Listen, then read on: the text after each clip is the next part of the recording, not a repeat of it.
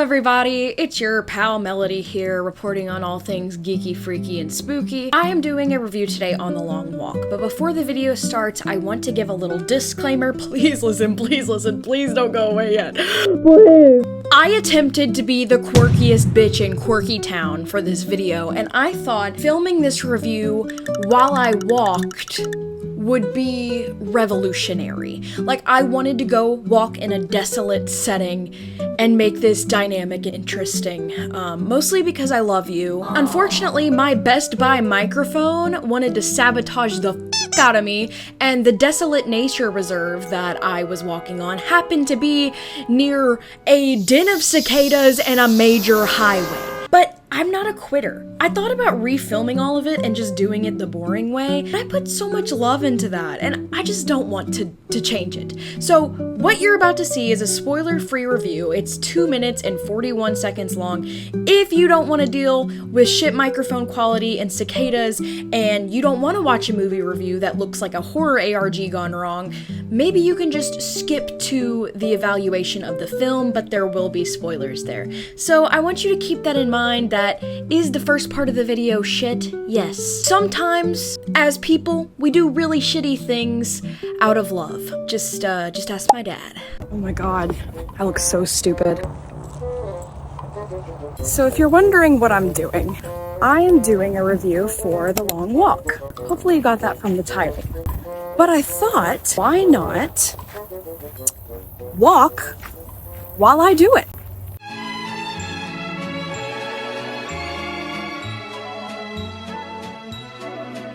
So as you can see, I'm walking, and I thought maybe this would be a little bit of an innovative way to make a movie review. The Long Walk is inspired by Stephen King's novel that came out in 1979. It takes place in a post-extremism, post-war America, where America's no longer number one. Okay, that's obvious. America is very clearly in a post-war scenario where they are suffering through poverty. And as a solution to the poverty, they offer a chance for young boys to participate in what's called the Long Walk. They walk until there's no one left. You get 3 warnings. If you stop for any reason whatsoever, you get killed by a policeman with an M16. My god, look. Please don't drop my phone. Look, a turtle. Do you see him? He's so cute. The story follows a young man who goes by the name of Garrity in the book, and he doesn't seem very interested in the prize money, which is insane because it feels like these boys all really need the prize money in order to survive. America is in that much disarray. He teams up with a boy named Peter, and they become very close friends throughout the movie, and it kind of becomes obvious that the winner is going to be someone in his immediate friend group. It is gory, it is violent, it is heartbreaking. Every death feels real, and it destroys you. And I think if you are watching this because you love horror movies, you may be out of luck, because this is not a horror movie in your traditional sense. There aren't cheap jump scares and monsters and evil in the movie. The movie is scary because of its setting. I also really liked the film because it has a lot of political tone to it, but it doesn't waste time talking about the trivializations of how America got to that point. It allows the consequences and the story itself to show the political disarray that America is in. It's too loud here. I think I'm going to have to go home. This is a good idea and thought, but I will see you in my office.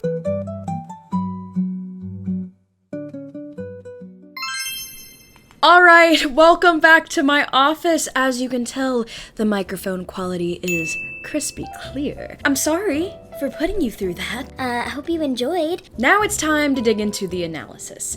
In the beginning of the movie, the walk starts, the rules are laid out, and all of the boys, there are presumably 50 of them that signed up, but it implies that several of them backed out because they were too scared, so not all 50 of them are there. The walkers begin walking and early alliances form, and surprisingly, it does not take long for one of the first competitors to get a Charlie horse and then just get shot on sight.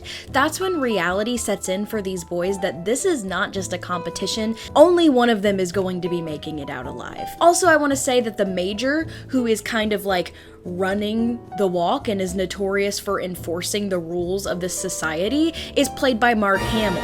And I love Luke Skywalker as much as the next person, but holy shit, they made him look like a chode of a person in this film. Excellently done. You can see the strain already. Some of the boys are feeling sick to their stomachs, they're walking, they're cramping, their feet hurt, the heat, etc. By the first night, they are getting sleep deprivation walking through the darkness. The four main boys who refer to themselves as the Four Musketeers are Garrity, Peter McVries, a character named Olsen, who I just adore, and a character named Art, who is so sweet. The march becomes more than ceremonial as the days go on, especially between these four boys. They are extremely drawn to each other and really depend on each other for support and motivation through this walk, which is all the more heartbreaking watching them form alliances because you know that only one of them can win. They even mention to each other that you should make friends on the long walk, which my first impression as I was watching it was like, why would you want to make friends during the long walk knowing that the friends would die? And I think one of the best examples of that was from a character named Barkovich. Early during the walk, a character named Barkovich was trying to seem like kind of a lone wolf type character. He's kind of a flight risk, and it's very clear that he's mentally unstable. He starts to tease a young boy, kind of insinuating that this kid might be gay, talking about his mom, talking about, I'm gonna f your mom, you know, typical locker room banter. And the boy that Barkovich is taunting, another competitor by the name of Rank, completely flies off the handle. When he attempts to punch Barkovich in the face for speaking ill of his mother, he slides out on the concrete and his face is completely just like wiped onto the concrete. It's a very visceral scene. Because of this, he cannot continue, obviously, and Barkovich as well as the others are forced to watch as this character is eliminated from the competition by the policeman. Peter McVries and some of the other musketeers, as well as some of the other characters in the walk, call Barkovich killer for the rest of the movie.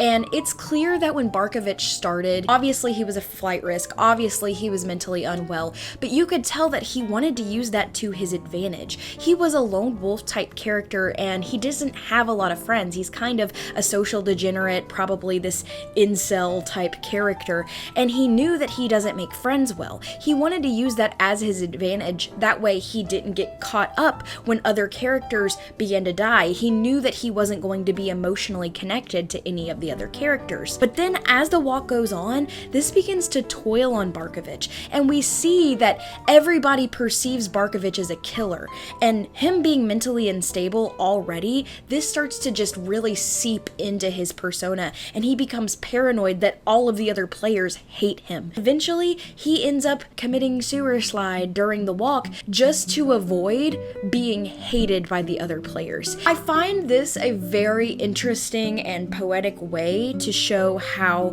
friendships should be valued even if you know they aren't going to be permanent and you know they aren't going to last. Because initially, I didn't understand why they said it was so important to have friends and allies during the walk, because I wouldn't want to be emotionally connected to someone that I knew was going to die.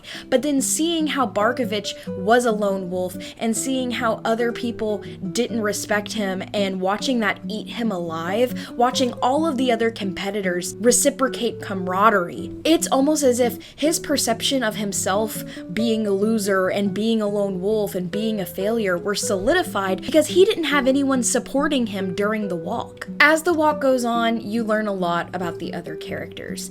Garrity reveals to Peter McVries that he is doing the walk because his father was actually killed for teaching him about the old ways when he was a child. We can infer the government has completely banned modern music, movies, TV shows, and media in general for the people of the United States, implying that this is some form of extreme radical conservatism. This is even furthered by the verbiage of the major who is running the walk, who says that the walk is the solution because after the war, people are poor because they're lazy. However, However, we see the only people who are lazily spectating the walk are children, women, and female teenagers. We don't see any men spectating the walk outside of the military and the police that are kind of forced to spectate it, from what I can tell. And in Garrity's backstory with his father, we can see that his father is wearing some kind of jumpsuit, implying that the men in this timeline typically do manual labor. So despite the Major saying that the poverty in the United States post-war is coming from an epidemic of laziness,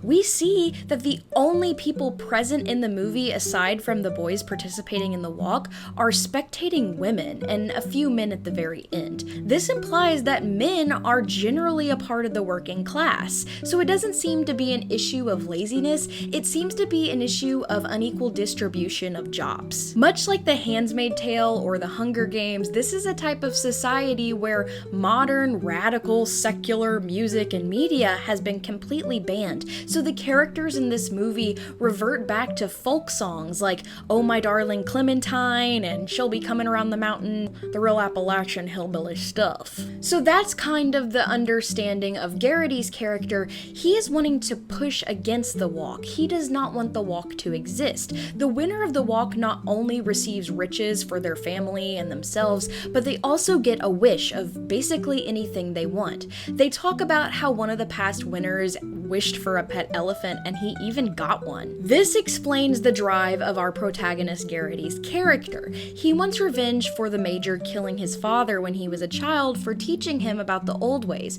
probably teaching him about music or books or things that had been banned, and now Garrity wants to win the long walk so that he can kill the Major. He tells all of this to Peter McVries, who he himself is a very interesting character. He doesn't reveal much about his character until the very end, but what is so magnetizing about Peter McVries is that he is extremely optimistic the entire time. You can tell that he necessarily doesn't want to be the winner in a way where he wishes for the other's death. He wants to be the winner to do good with the money and change the world, and he says that. But when they ask him about the scar on his face or what his motivations are, he's kind of quiet. You find out later that Peter McVries has been on the run his entire life because his parents were killed in the war that left the United States in shambles. He doesn't have any family. So he says himself that even though he signs up for the walk, he doesn't have anything to lose, but he has everything to win,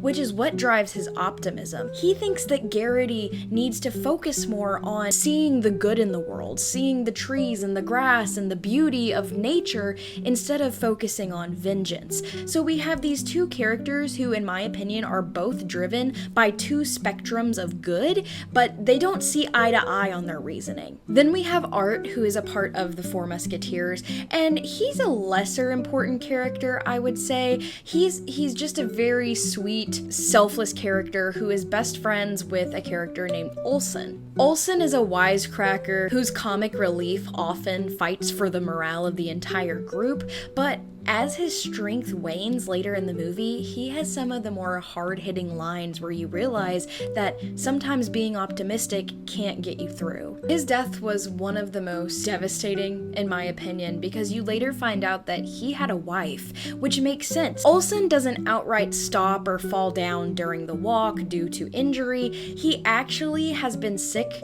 and seemingly weak for a long time, and he goes up to one of the tanks and tries to shoot, I guess, one of the policemen, or have one of the policemen just shoot him outright so he can get everything over with. And because he touched one of the policemen, they say that they're going to let him bleed out. They want to make an example of him so that the other competitors don't try to interfere with the police who are patrolling them along the walk. After he gets shot, his friend Art runs up to him and tries to hold him. Garrity has to pull Art off of him and remind him to keep walking or that the police are going to shoot them both. And as they continue to walk away, you hear Olsen screaming, "I did everything wrong, I did everything wrong." It doesn't really make sense why he feels that way until later, where it's revealed that Olsen had a wife, which is surprising because most of the boys who participate in the long walk are A, really young, but B, the only family that they have are their parents, and they're trying to make a better family for their parents, their mom, their dad, what have you, as a last-ditch effort. It's implied that if you have even an ounce of comfort or love in your life, it's not worth it to take the risk to go on the walk. Without giving every single minute away, the final stretch is a crescendo of psychological strain, moral choices, and sacrifice. The ultimate winner is the result of not just physical stamina, but moral will, friendship, grief, love, and determination. And the ending isn't clean cut. The ending itself feels like it's laced with moral betrayal, and it stays with you because it's brutal and devastating and raw. I personally think that The Long Walk is one of the best movies of the year. I think, in my opinion, for me, it's tied with Sinners. Sinners and The Long Walk being the best movies of the year. My favorite movie of the year was Weapons. If you watch my channel, you know that I love horror movies. And The Long Walk wasn't a horror movie in a traditional sense, as I have said before. It's a story of desperation and hope, and the dangers of extremism and how war can affect countries. The reason that I think it is either the best or tied for the best movie of the year comes down to its performances. Joshua Odjick, who plays one of the side characters in this film, gives one of the most devastating and heartbreaking performances I've ever seen in my life, and he isn't even one of the main characters that the story follows. For a character who plays such a small portion in the film to impact me so deeply really shows the span of how incredibly talented and how incredibly trained that these actors are. David Johnson, who plays Peter McVries, he also was in Alien Romulus in the past year, and he did an excellent job playing Andy in Alien Romulus. He did an excellent job playing Peter McVries in The Long Walk. His acting capabilities are top tier. Every role that he plays, he absolutely sells it through and through. Then we have Ben Wong, who is in The Karate Kid this year, who stars as Olsen, and he gives one of the most devastating performances I've ever seen. Every single scene in this movie was heart-wrenching, and I haven't been able to say that about a movie since The Whale came out with Brendan Fraser. What's interesting about this movie and what makes it different than other typical dystopian films is that the character arcs aren't neat and tied up with little bows. We don't have a start, middle, and end for every single character with a general arc of how they change and grow. Sometimes they act out of complete instinct. The Long Walk is more than a dystopian survival horror story. It's about identity and loss and hope. I do have some minor complaints about the film because, as an analysis goes, I'm not just going to glaze the entire thing. I will say that one of the issues I did have with the film is the reality of it, and this kind of falls back on the author. Sorry, Stephen King. I am a Stephen King fan. I've read a lot of his work, but I will say that in the book, they weren't walking 3 miles an hour. They were walking 4 miles an hour, which I am 5 feet tall. That's damn near impossible for me, which I know this is a men's walk and men are typically taller, but it just seems a little bit crazy to walk for 3 miles an hour for days on end. I feel like after watching the movie and, as someone who exercises regularly, I feel like that would be very, very hard to maintain. Around mile 240, the main character Garrity loses his shoes, and this is fine. I don't have a problem with that. I do think it's one of the better ways to kind of incorporate some of the struggles of walking for miles and miles on end. But what I will say is that he lost them way too early for it to be feasible for how long he lasted after he lost his shoes. I think he probably should have lost his shoes a little bit later in the film just for realism's sake. That's just a nitpicky thing though. And then after the winner of the walk is crowned, it just kind of shows the winner walking off down a street that's completely empty that had been previously filled. So it kind of makes you wonder, did he die? Is he in the afterlife? Did everybody just clear out and disappear? What does it represent? It's a little bit ambiguous, which again, that's a typical Stephen King ending. He'll write one of the most banging stories you've ever read, and then he just kind of ends it with a Overall, you would think that a concept like The Long Walk would be better suited to a 30-minute episode or a Black Mirror mini-series type situation, because what can be so interesting about guys walking for hours on end and getting shot as they give up? It's done in a way that is so interesting and shows all of these characters' perspectives and backstories in a way that makes them feel real. And honestly, I could have watched a sequel. I could have done a double feature right there if there would have been a sequel. I was glued to my seat. And that's my deeper analysis on what happened in The Long Walk, as well as my little spoiler-free review that was basically unwatchable. Anyways, I hope you enjoyed this video, and if you want to watch more videos, I have a spoiler-free review of Bring Her Back, as well as a long, in-depth analysis video of Bring Her Back. I also have a video on weapons if you're interested in that, or if you like just horror, freaky, and geeky, maybe check out my channel. My name is Melody. I hope you enjoyed this video. Until next time.